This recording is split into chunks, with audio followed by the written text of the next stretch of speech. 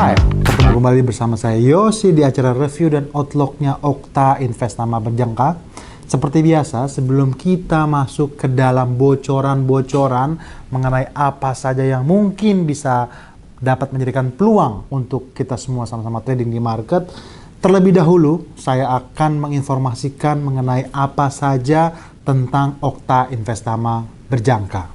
Nah, untuk pertama kali, perizinan dari Okta Investama Berjangka itu sudah sangat-sangat lengkap, di mana Okta Investama Berjangka itu sudah ada memiliki perizinan dari Bapepti, Lembaga Clearing Berjangka Indonesia, tergabung di ICDX dan juga Asosiasi Aspeptindo. Nah, kemudian untuk penghargaan dari Okta Investama Berjangka itu sudah cukup oke, karena sudah memenangkan The Most Excellent Broker dan The Most Transparent Broker. Oke, untuk kelebihan trading di Okta Investama Berjangka ini ada banyak. Yang pertama kali itu adalah low spread, di mana spreadnya itu betul-betul minim, yang mana ini akan memudahkan para Okta trader sekalian untuk melakukan transaksi di market menggunakan platform MT5-nya Okta Investama Berjangka. Kemudian low commission, charge komisinya pun juga sangat-sangat minim. Kemudian free swap. Nah, bicara free swap, ini nih yang merupakan salah satu unggulan platform MT5-nya Okta Investama Berjangka, dikarenakan sedari awal trader membuka account sampai dengan seterusnya itu betul-betul free swap. Kemudian proses withdrawal itu juga cepat menggunakan jam lokal umum Bank Nasional. Dan yang terakhir, kita ada program yang namanya Okta Vaganza, di mana para traders yang trading menggunakan platform MT5 Okta Investama Berjangka itu akan diridim menjadi lot, dari lot akan diridim menjadi poin-poin, dari poin-poin tersebut akan diridim menjadi hadiah langsung. Katakanlah mulai dari voucher 100.000, 200.000, emas 1 gram, 5 gram, 10 gram, sampai terus hingga motor listrik dan mobil listrik. Nah, kemudian media sosial Okta Investama Berjangka itu juga ada banyak. Ada www.okta.co.id. Kemudian kita juga menggunakan Facebook, kita menggunakan Instagram, YouTube channel, TikTok, dan juga Twitter. Tetapi kami declare kami tidak menggunakan media sosial Telegram. Nah, tanpa melupakan disclaimer on, materi ini yang akan disampaikan nanti itu bersifat informatif, untuk referensi dan seterusnya. Oke, tanpa menunggu waktu lama lagi, kita akan mulai masuk ke dalam materi-materi apa saja nih yang kita informasikan kepada Okta Traders tentunya. Oke, review hasil rilis data kalender ekonomi dari tanggal 21 hingga tanggal 25 Oktober 2024. Seperti biasa, Pak, kenapa sih Pak Bapak harus membacakan review rilis data kalender ekonomi? Jadi begini, rekan-rekan traders sekalian, kalau bicara review, karena begini, bisa jadi apa yang terjadi di pekan kemarin itu masih akan terus berlanjut secara makro untuk pergerakan di pairing tersebut. Katakanlah kalau misalnya bicara produknya Okta kan ada banyak nih. Ada forex, kemudian forex itu kebagi dua, forex major, forex cross rate. Kemudian ada indeks, indeks itu ada banyak. Kemudian ada juga komoditas. Nah, berita-berita yang terjadi di pekan kemarin bisa jadi itu masih akan terus berlanjut dampaknya. Katakanlah contoh misalnya nih ya, kita lihat sama-sama. Untuk sesi perdagangan di pekan kemarin pada saat hari Rabu tanggal 23 Oktober itu ada pengumuman pemotongan suku bunga daripada Bank Sentral Kanada. Dan nggak main-main nih rekan-rekan trader sekalian, pemotongannya ini terbilang cukup sangat besar. Karena apa? Pemotongan yang dilakukan itu betul-betul langsung sebesar 0,5%. Nah, biasanya kan pemotongan suku bunga bank sentral itu tuh hanya 0,1%, 0,25%. Nah, ini langsung sebesar 0,5%. Dampaknya otomatis apa sih? Nah, otomatis akan sementara waktu tidak akan bagus bagi pergerakan mata uang di negara tersebut. Dalam hal ini adalah Canadian dollars. Nah, kalau bicara Canadian dollars berdampak yang kurang bagus atau melemah, nah itu kaitannya nanti akan USD terhadap Canadian dollars, kemudian Euro terhadap Canadian dollars, kemudian Pound terhadap Canadian dollars, Aussie terhadap Canadian dollars. Itu akan secara normal itu akan terus mengalami peningkatan atau pergerakan naik ke atas. Di sisi lain, kalau yang sebaliknya, misalnya Kanada terhadap Yen, karena Kanadanya itu yang di depan dan dia melemah, otomatis Kanada terhadap Yen itu akan melakukan pelemahan. Nah, itulah yang kita maksud kenapa kita suka harus mereview apa yang terjadi di pekan lalu, supaya kita juga bisa memprediksi apa sih masih berkelanjutan atau tidak bagi pairing mata uang ataupun komoditas ataupun indeks yang akan kita tradingkan di market. Nah, kemudian di sesi pekan kemarin pun itu juga ada sepaket data-data PMI, katakanlah dari Prancis, katakanlah dari Jerman, kemudian Uni Eropa secara keseluruhan, dan juga Inggris dan juga Amerika Serikat. Nah, kalau kita lihat dari rilis data kantor ekonominya, untuk Prancis itu mengalami penurunan dari 44,6 menjadi 44,5. 49,6 menjadi 48,3 untuk servis. Yang Jerman lebih masih mendingan nih. Dari level 40,6 menjadi 42,6, sementara servis PMI untuk Jerman 50,6 menjadi 51,4.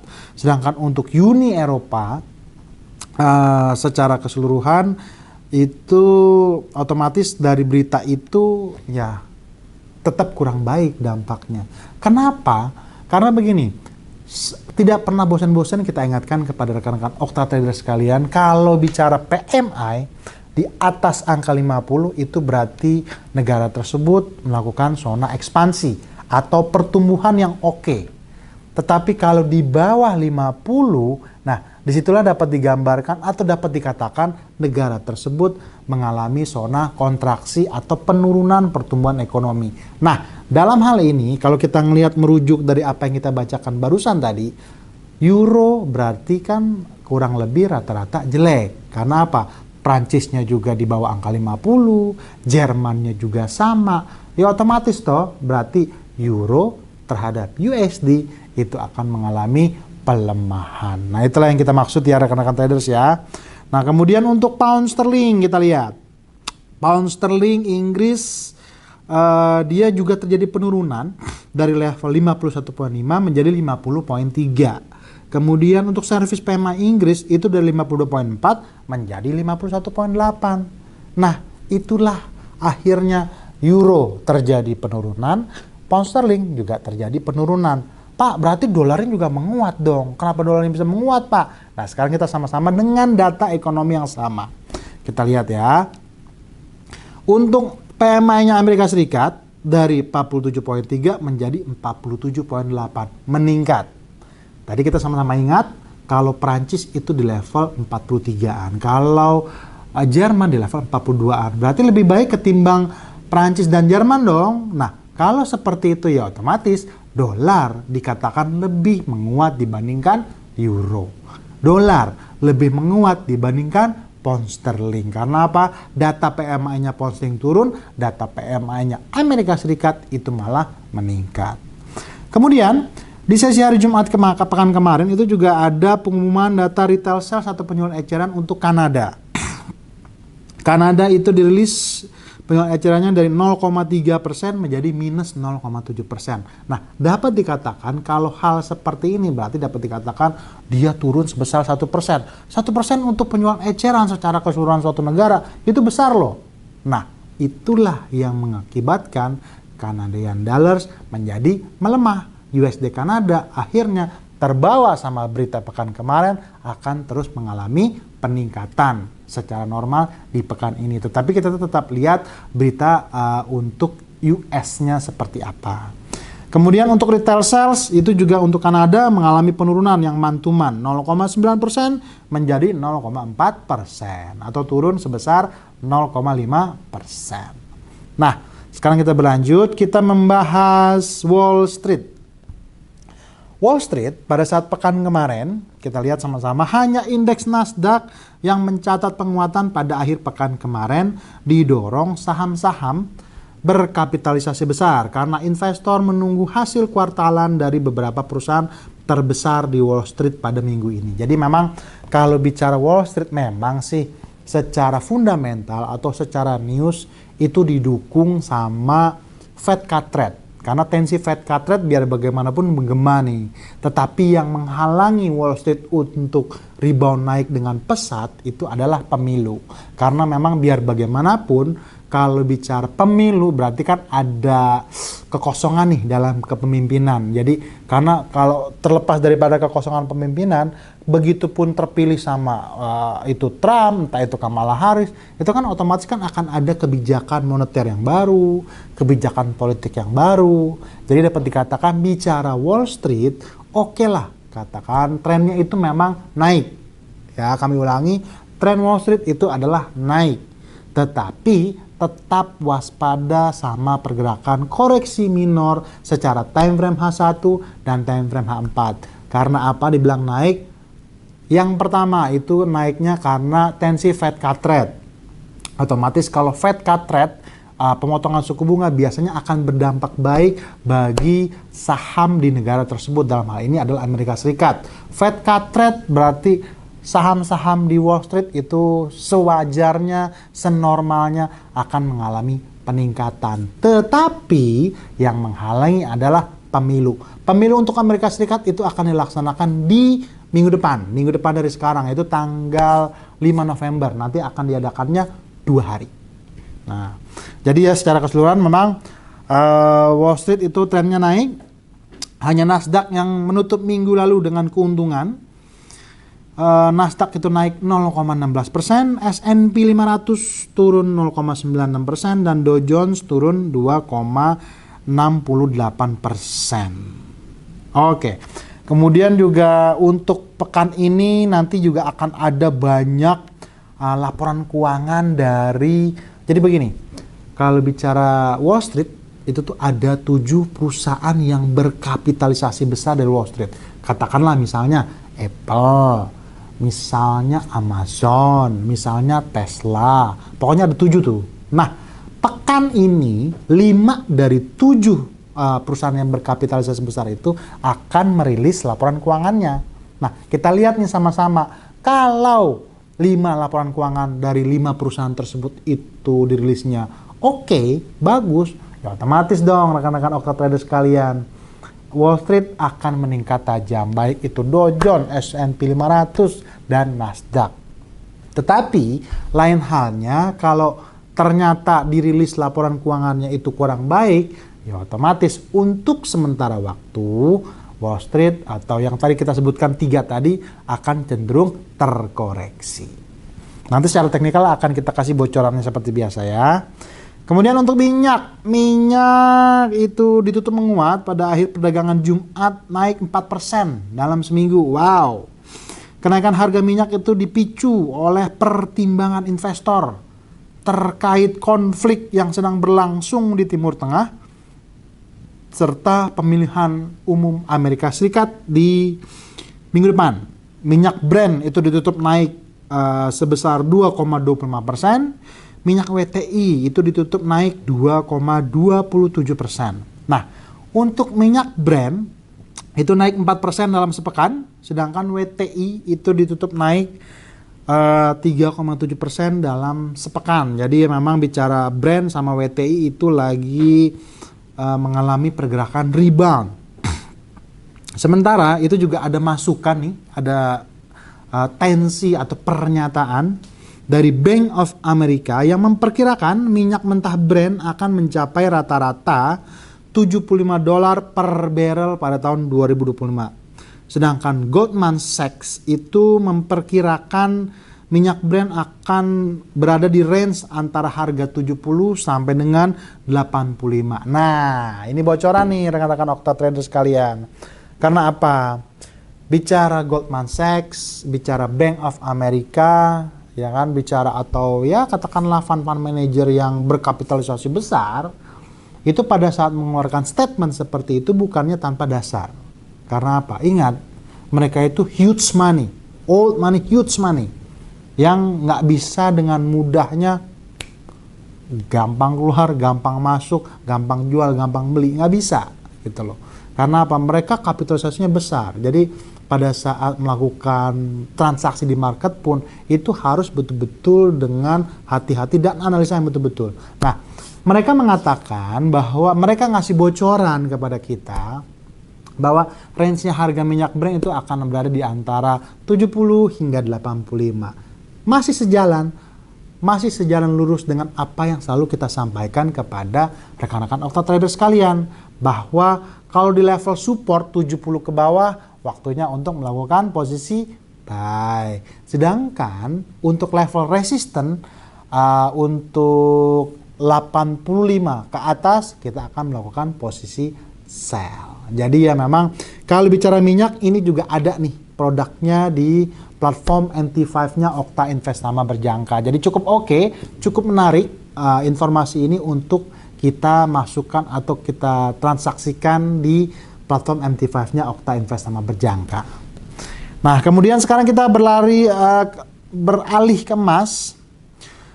Kalau emas, harga emas ditutup naik pada akhir perdagangan Jumat setelah pulih dari aksi taking profit karena ketegangan Timur Tengah dan kekhawatiran pemilu Amerika Serikat. Ya memang sih. Jadi kalau harga emas itu juga sudah meningkat tanpa kita sadari, meningkat lebih dari 32% sepanjang tahun 2024. Wow, sangat luar biasa rekan-rekan Okta Trader sekalian. Dalam artian kalau kita membeli di angka 100 perak itu berarti kenaikannya sudah menjadi 132 perak. Itulah arti 32% gitu loh. Nah, ini terjadi sebetulnya gara-gara apa sih?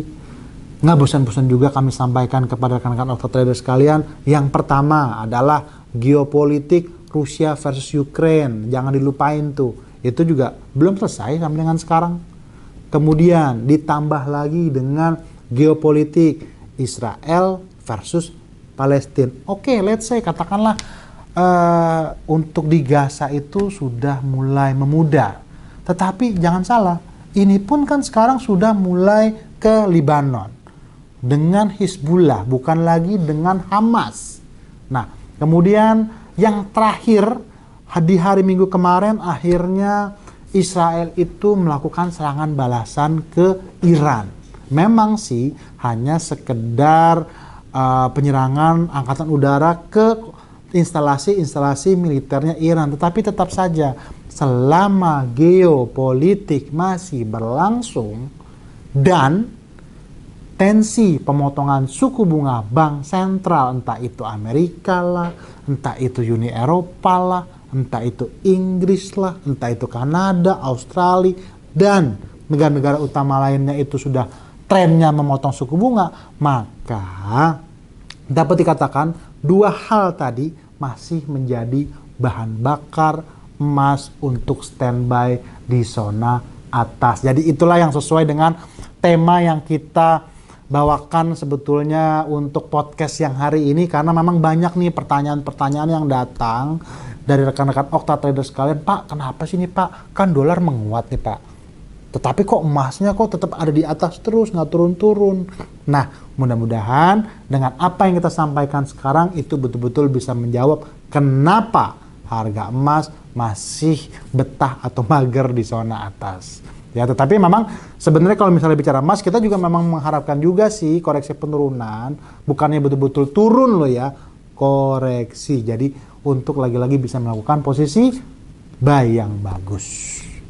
Nah, kemudian kita sekarang baru beralih ke apa sih yang akan terjadi di pekan ini. Tadi kan udah dikasih bocoran bahwa di pekan ini akan ada laporan dari 5 perusahaan kapitalisasi besar di Amerika Serikat. Dan memang betul itu nanti akan ada rilis, tetapi bukan hanya itu saja rekan-rekan traders. Jangan lupakan dengan kalender ekonomi berjalan karena langsung bicaranya untuk trading di pairing mata uang. Nah, katakanlah contoh sekarang dari hari Selasa itu ada George Job Opening, oke itu data biasa ya. Kemudian nanti hari Rabu itu akan ada data inflasi untuk Australia dan Jerman. Berarti itu peluang untuk bertransaksi di Aussie dan Jerman atau mata uang euro juga oke nih. Tetapi yang paling ditunggu-tunggu sama para pelaku pasar, seperti biasa itu akan ada pengumuman suku bunga lagi. Nah, jadi begini nih.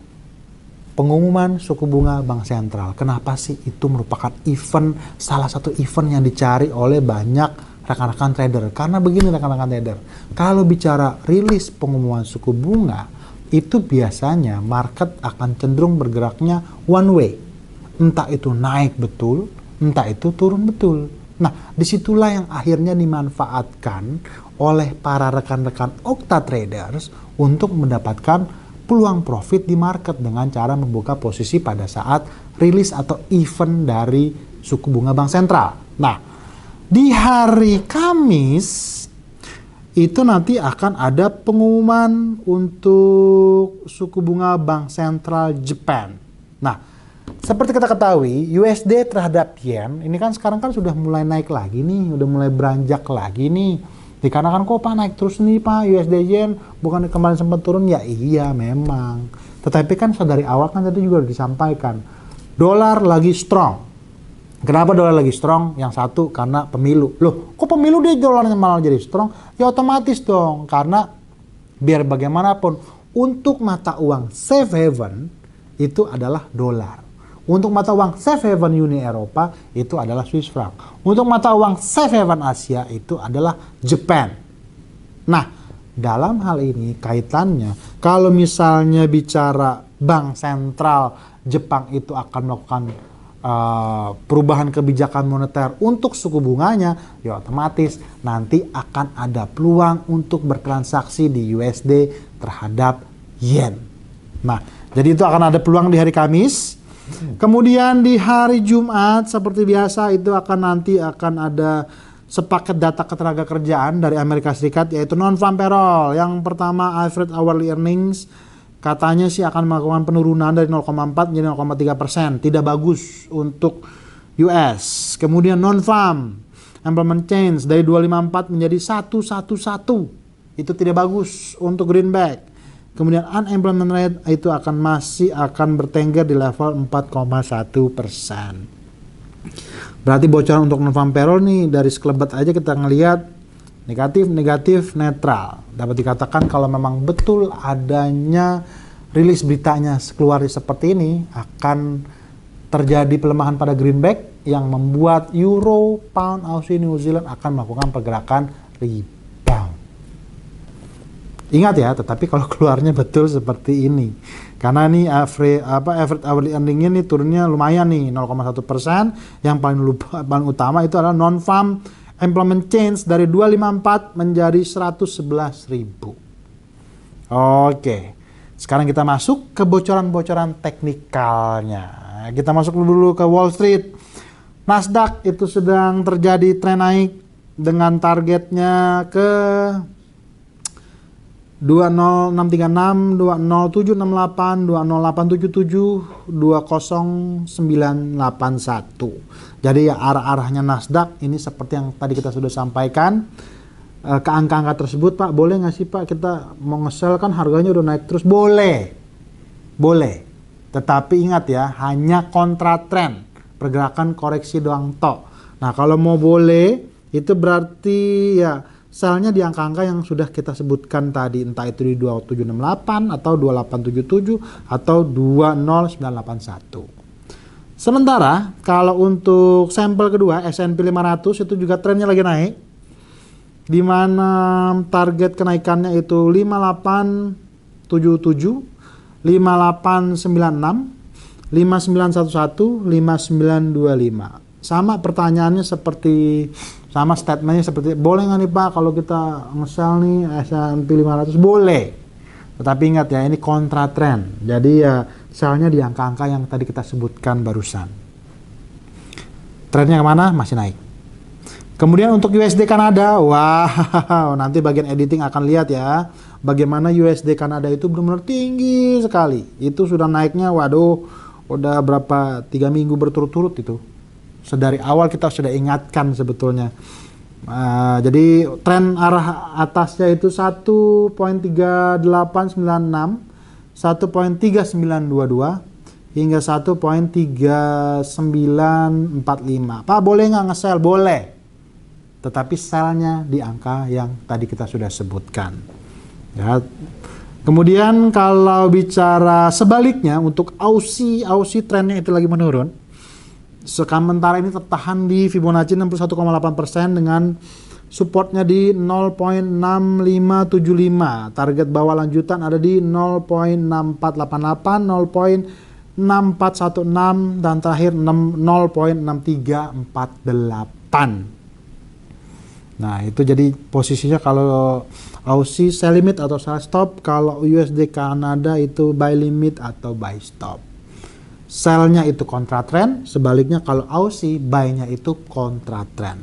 Nah, yang terakhir bocoran untuk technical komoditas. Nah, ini yang paling banyak ditunggu-tunggu sama para Okta trader sekalian. Bicara emas itu sekarang runningnya di 68.56. Support emas berada di level 66.92, 66.07, 65.26 hingga 63.60. Jadi Pak, boleh dong kita melakukan buy pada minyak? Boleh. Tetapi buy-nya itu di angka-angka yang kita sebutkan barusan. Ya, kita ulang. 67, 66, 6607, 65.26. Sementara untuk emas, resistennya itu ada di 2736, 2748, 2758, kemudian 2768. Kemarin betul-betul ngerem sengerem-ngeremnya di Fibonacci yang sudah kita kasih di 188,5% di 2758. Betul-betul dia ngerem di situ. Nah, dapat dikatakan resisten utama akan berada di 2758. Kalau itu true breakout di pekan ini karena data non-farm payroll yang jelek, maka akan selamat datang 2768, 2775, dan seterusnya hingga 2800. Dan sebaliknya, apabila itu ternyata bagus, karena kan kadang-kadang suka ngeprank juga nih Amerika Serikat nih. Dia bilang jelek, rilisnya bagus. Kalau dia prank, berarti dia akan kembali menurun. Penurunannya itu 2700 menjadi support utamanya emas di pekan ini. Oke, materinya sudah habis. Tanpa terasa, nggak pernah bosan-bosan kita ucapkan kepada rekan-rekan Okta trader sekalian pada saat di market, selalu rencanakanlah dahulu tradingan rekan-rekan semua dan tradinglah betul-betul sesuai dengan apa yang sudah direncanakan terhadap market. Bersama Okta Invest Nama Berjangka, dan ketemu bersama lagi dengan saya Yosi di pekan depan. Bye-bye.